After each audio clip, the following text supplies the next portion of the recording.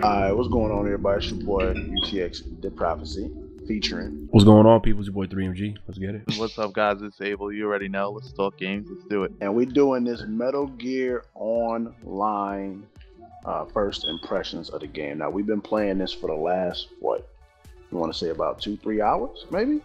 Yeah. We've been playing it for a while.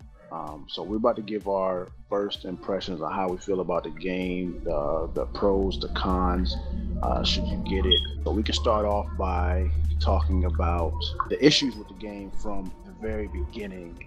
Was how long did it take us to get this game? Sheesh, my God. Hours, bro, since last night. Since last night. It was pretty bad in that sense, yeah. We were DLC, waiting, bro. The first patch or whatever it was came probably about 2 o'clock in the morning. Yep. For us, but there was already people that had it already, and it was like they had it for like a few hours as it was. And then we finally didn't get it until earlier today. I got it probably like around 11 o'clock. So that's when we first got the game. I think it was supposed to be available last night, but it just wasn't for everybody. I think New Zealand had it early. Japan had it early, and the UK had it earlier than what we had. Yeah, that was pretty annoying. No, that was the biggest, like one of the biggest things. We was hoping for it. Definitely. The customization in this game is pure fire. I enjoy, you customize your character, customize his loadout, his gear. I don't really know what Ascension is right now. You have to be level 37 to get it or what have you. But what I mean by customization, so like if I go over and we have different headgears we could choose from that cost, what does the GP stand for? Gear points or? Yeah, it sounds like, yeah, gear points. Right. Yeah, so we can choose right. different like camos and stuff like that, and you can look at your character. Like right now, you look like Scorpion. But it's on. It costs 300 GP or whatever, as well as when you customize something, you can customize like what the colors are on it. So as you see, there's like different variations. Like they got gold right here, platinum, zebra. Now this is just for the tactical vests and the headpieces and stuff like that. They also have, if you go to loadouts and you can look at your gear, you can also customize your actual weapon skins as well. And the weapon skins have different camos as well. As you see, I'm going through showing you guys some of them. And then they have like where the front part of it can only be customized or the back part can only be customized. So they have crazy customization in this game. No, you're definitely not lying. I was checking that out before. I think that was the only thing that they were saying that they were going to add microtransactions for, is just cosmetics, which I don't mind, like Prophecy said before, you know, as long as it's not messing up gameplay or enhancing people's ability to play, I don't mind it. Because I think the gear is kind of fire. I like all the different variations of the classes that we have. I'm the scout. I think Prophecy said he's infiltrator. Yep. And then what's the other one? I don't even remember what the last one is called, to be honest. It's like the middleman though. You have a letter grade next to your guy. You would see like on the top right when you're customizing, and depending on how much gear you add will impact your player's ability to run fast. And I mean, I know it's been a pretty big problem to me with the stamina, because then your guy actually has stamina in the game, which slows your guy down. So I mean, I want to know what's your thoughts on that. What I think of it though, at first I'm thinking, all right, that shouldn't be allowed. But at the same time, when I played with it, it wasn't like a nuisance to me. It was something that I could probably live with. But the thing is, it was like okay. But I see kind of why they did that, because the characters move very twitchy and very fast. So if everybody was running around like a crackhead, it's just like, can I catch this dude? So that stamina thing kind of makes them jog if they don't use the sprint at the right time. Like, you know what I'm saying? Because if you get in a gun battle, everybody just run away from you all day, and you'll be tight. You'll be like, yo, everybody just running. Like it would just get wild. So I kind of understand why they had that cooldown on the run. Yeah, after a while, it doesn't bother me as I've been playing more. Oh yeah, I definitely agree. But I do kind of wish it would. But to go back to what Ricky was talking about, to further on customization, each class has its own unique abilities attached to it. Like my class, you've seen me go invisible. The infiltrator is a straight up stealthy type of dude that goes in there, gets out and tries to do what he does without getting killed.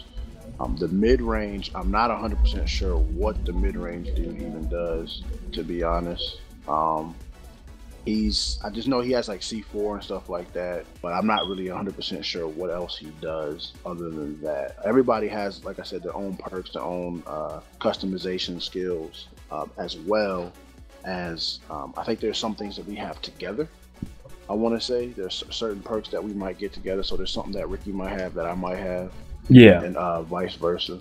If you shoot while you zoom in first person, your character slows down, your aim gets thrown off a little bit. It's not as accurate as it would be if you are just shooting straight up from third person. So that I actually kind of like that. I mean, because this is a third person shooting game. I don't know if the previous Metal Gears have been like that, but I know this one is. I like it for that reason. Yeah, I can definitely agree with that. I mean, when I switched from third person to first person, I saw it more like, okay, now I know with first person, it can help me out with long range. And if I encounter anyone close range, you know, say if there's multiple enemies, I will, you know, switch to first person just to get the headshots and stuff like that. But I like the variation. I like that, you know, it's a little bit different as well. Because imagine just having first person and you was able to sway left and right like a maniac. Like I wouldn't like that, and I would hope they have a setting to change that. But I'm glad they had like a balance to it. So I mean, what you think, Abel? What I think about that is, I think it's really cool that they did that, because typically when you have a third person / first person perspective, people typically tend to go to first person, and I really don't like that. I'm a third person dude, but I see in this game it's kind of like you're penalized for going in first, because they narrow the view of scope and they make you slower. So it's like you'll go in first, but it's like, do I really need to go in first? Because if somebody sees me, I'm assed out. Like it's just over. So it's like, it's really cool, like how they balance the first person perspective. I love that this is primarily a third person game. I love that. Good point. I like that. Yeah, that was actually a really good point, because there's not too many good. Well, I'm not gonna say good, but there's not too many third person games out right now besides this and Last of Us, really, and Gears of War. There's not too many good, at least on consoles. There's not too many, you know, really beastie ones, and that's one thing that we've been wanting more, is really good third person game. Something that really embraces third person. This game really embraces third person. Like if you're a free range shooter or you take auto aim off, I feel like you're better, because at least you can aim at my head immediately, versus on here, this is like an auto aim towards your chest. So when you do auto aim it directly goes straight to your chest. And it's not the same, like the person that is free aiming can literally just aim at your head and it's gonna be cake. Yeah, I think Prophecy's right about that, because I noticed a lot of people were killing me from like my legs or my chest, and that was just they left their aim game like to that extent. But me, as soon as I aimed, it did go directly to their chest, but I made sure, you know, I aimed up or whatnot. But you said they have the ability, you could take that option out. Yeah, you could turn off auto aim. You see, I think if you take off auto aim, it'll be such a better experience, because for one, you'll be an elite sniper or an elite shooter if you just do that on your own, because the auto aim is really just for people to really learn, I believe, you know. But some people really get hooked into it. Me, nah, I think I'm gonna just take it off. I prefer it that way. They added a lot of balance into the game, man, which I can definitely appreciate, because honestly, imagine cloaking, and you know what, we haven't yet discovered this, but I asked Prophecy before. I asked him, you know, does the scout class have cloaking? I mean, are you totally sure? You're just unsure, right? You're not totally sure yet, right, Prof? It has cloaking. The scout class? Oh, no. Never mind. I'm not 100% sure. That's what I'm saying. So, I mean, and even if they don't, I can see that there's a huge balance, you know, in the game, because they're making sure that, all right, people who are sniping, you know, and for one thing, I don't mind if there's people hiding out sniping, because the way the game is made and the way the game is made to be played, I can see why people are playing tactical, like obviously. But they give you a lot of different, you know, ways of playing, a different style of play. And I like the team objective, like in this game, like we all play as a team, not just because we just started playing, but overall just from, what is it, we Fulton people and extract enemies is just beastly. Well, not only that, you know, we all help each other in this game. I just think the overall game experience is just super fun. All right, well, Prov, you know the names of the game. You said Cloak and Dagger, right? Yeah, Cloak and Dagger is where there's one team that is, they're trying to extract something that the other team is, you know, being held. Securing, yeah. So that team, the left, I'm just gonna say left and right. The left team has no guns. They can't do anything besides be invisible and fulton people. They can stun you. That's about it. They can't actually essentially kill you at all. But the team on the right, they have all the guns. The ones that are protecting the extraction, they have all the guns and can do everything. They can kill you. They can spot you. Everyone on the left, again, is invisible. So if that team on the right marks you, everyone becomes off of invisibility. And you need to hide out. Time. Right. So you need to actually hide out until you go back invisible. And the objective is for you to extract the information back to your base. That mode is really fun to me. Kid was saying that is the mode that he used to play a lot in Metal Gear. I think that's an amazing mode. I think it's fun. The other mode is Bounty Hunter. It's essentially team deathmatch, but you build up more activists to fulton people back to your base. That's really the objective other than team deathmatch. And the last mode is comm control, which is domination. Essentially, every game nowadays have domination in it. And I actually really like that domination mode. The only beef that I'm having as far as certain things right now is essentially the walker, the thing that you crawl into, and you could just, if you got a good walker, like my first game I was in the walker and I got like 11 kills straight in that. Like if you're a beast in there, you dominate, and it's kind of hard to kill someone out of that. I think they need to make maybe the view a little bit easier to kill, because the only way you can really kill them is by getting behind and grabbing them out. And I think if you shoot up the rocker, everyone shoots it up and destroys it, like it'll catch on fire and he'll jump out. But it is really hard to kill someone, and it's really easy to dominate people in that. You ain't lying, man. That shit is frustrating. I seen Abel go ham with it, but I know on the other end, we all get pissed off when we get killed by it, because I'm just like, bro, I'm shooting, dude, yo. Using it is freaking awesome. Like using it, you feel like as Prophet said, you feel like a god in that thing.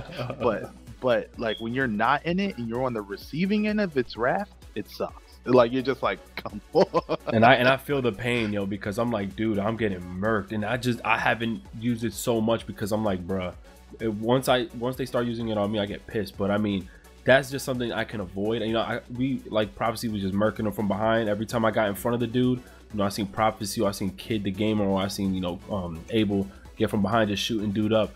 That's one of the issues that I hope they can really fix out. Or maybe there's a gun that we gonna unlock soon that can just easily just destroy something like that. Because at first I thought there was only gonna be 2 in game, but I realized we all realized that it actually spawns more. I don't know if it's every 10 seconds or whatnot, but I know one problem I noticed with the comm control was Prophecy actually pointed out was the spawn killing, and I think it's because of where the flag is actually placed, so the enemies only are able to spawn at one location. I mean, hopefully within time they can fix that. I was in the walker, and me and Sid was over there as well as Kid, and I couldn't lose, bro. Like they just kept spawning, and I had to kill maybe 8 or 9 niggas back to back. Like, and they just kept spawning right there nonstop, and there's nothing they could do about it. Like I ended up actually getting out and leaving the spawn because I just got tired of spawn trapping them because it was so easy, and there was nothing they could do about it. I mean, they kept spawning in and trying to throw grenades, and they couldn't get me. So that is a good point. That's a big issue with the walker. Now there are certain things you can do, and maybe they won't actually change anything, and people just have to learn how to, you know, play the walker. But one of the things me and Kid did was I ran out as a decoy. Hit me, decoy, and Kid came around and just grabbed him out of it. You know, I ended up dying, but we got him out the walker and then ended up taking the walker. I mean, that's actually really smart, and that's probably how you're gonna have to do it. I mean, I think it's slightly OP as of right now, just because of how many it spawns. Like there was one time we played and they had like 3 of them hoes, and I was like confused. I thought you could only have 2, and they were just dominating us. I just like that these matches are fast. Like they're fast. Yeah, they are fast. And that's one of the big things I like about this game, because you go in, you get your kills, especially with the bounty hunter. If people were smart in bounty hunter, they'll know that it can be a ongoing game and just let the time run out. But you know, I know my squad, we we extracting people, so we taking tickets. You know, we taking tickets off of people. I think we all start off with 25 tickets, right? On both teams. And when you kill people, they lose a ticket. And if you extract somebody, we gain a ticket. So I like that aspect. And like what Prof said before, if you have a bounty that's 7, when you extract them, you get 7 tickets. So that adds on to if you can literally clutch in that mode. So people, like, if you're playing it, you have so much fun. And I don't know if that ticket, you know, is implemented in those other game modes, but I really like that, you know, feature. They kind of tweaked out how team deathmatch works, and I really like that aspect of it. So do I. Definitely agree. The other thing, the last thing that we can talk about, because we pretty much covered everything else, is the connections. Oh yes. The connection, aside from one game that we've played, has been flawless. Now, the one game we played, it was the worst lag I've ever seen in any game. Like, take your worst game. Like, remember Black Ops 3 lag towards the end of it? It was worse than that. Because people weren't, when you shot somebody, they were still running and jumping and doing all type of shit. And they didn't die. And I'm just But we got the kill. Right, but we had already got the kill. It already popped up that we got the kill. So it was like very confusing. That lag is like I said, it was definitely the worst lag I've ever seen, bro, in this game. But other than that, it's been actually perfect. I'm expecting a lot of people to be on this game. I know a lot of people waited to be on this game. So for us to just experience one, and we've been, like I said, we've been playing for, you know, a few hours now. So to really just experience that one problem, I'm just like, yo, you know, I can appreciate that. They probably knew, like, yo, we're gonna have like a large community join in. So we got to make sure these servers are right. But that was annoying because when we killed an enemy, it wasn't like he killed us back. It was just the fact that now I felt like that was a decoy, and it like kind of confused me when the other enemy was shooting me. So that was a bit annoying. But other than that, we had flawless gameplay. Yo. We had flawless connection. Like shit was marvelous. Yeah. I enjoyed it. And also, yeah, like, we are a tough crowd to please, guys. So like, when we're saying like this has been a good experience for us, yeah, we're very picky when it comes to things like this. So and I had a blast so far, and I'm just surprised. I really, because like Prof said earlier, I didn't go in here expecting not a damn thing. I really did not care. Yeah, to be honest, I was more excited for the Starfront Battlefront. Yeah, I think we all are. I'm gonna be honest, I was excited. I mean, this is all our first time playing Metal Gear Online, right? We didn't play Part 4, yeah, right? None of us played it. All right, so I played a little bit of 4, but I never played it online. Okay, so you see, we never played the online, and I personally this is like the first time I'm really getting into a Metal Gear game, period. So honestly, like, exactly. So I got into this online excited to play, but skeptical, like, yo, imagine this is buns. But you know, with our peoples, they were like, nah, listen, you know, KD was like, listen, this game is the online was fire for Part 4. Sid was telling us the online was fire. Right. So I was like, okay. And when we got into it, bro, I'm telling you right now, we're gonna spend hours on this game, bro. This game is beast. Well, to be honest, I really think we covered everything. I hope you guys enjoyed the video. Make sure to check out everybody's channel. We're gonna do more of what we're talking about on GMG Thursday. Trust. Oh yeah. We will be doing, probably saying some of the same exact things, to be honest. An update, basically. Yeah, probably have some new things because we'll be playing a lot more. But I hope you guys enjoyed the vid. Let your boy. Okay, if y'all do like this video, if you guys enjoyed this video and want more of us as a whole doing like first impressions, please leave it in the comments below. Oh yeah, yeah, that's actually please, that's really good. Yeah, because I don't really generally do first impressions myself. I just always just tell people off back freestyle, you know, how I feel about a game. But I've been wanting to do more first impressions, and I've been wanting to do more with the squad, do more things with the squad. So this is actually very cool. So if you enjoy it, like we said, tell us. Let us know, man. But we out of here. Thank you guys, man. Take it easy, guys. Squad.